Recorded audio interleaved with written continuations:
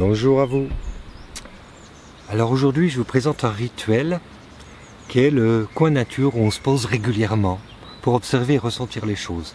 L'image que vous avez vue au début, c'est le lieu où je viens assez souvent faire mon petit coin d'observation.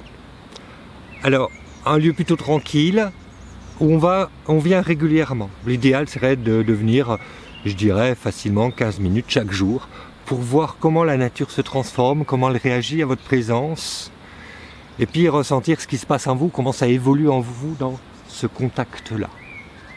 Sur ce lieu-là que je vous présente, là il y avait un énorme saule qui est tombé.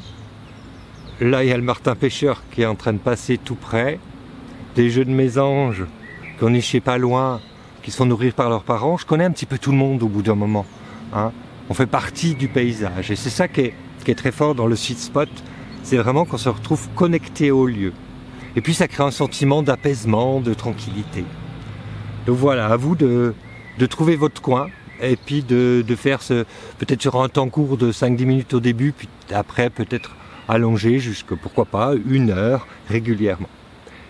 Et puis si vous le faites avec un groupe d'enfants par exemple, trouvez un espace, un sous-bois ou un parc assez tranquille et proposez aux enfants, dans le silence, sans qu'ils discutent entre eux, de se mettre tout seul dans un coin. Ils aiment bien se mettre au pied d'un arbre par exemple.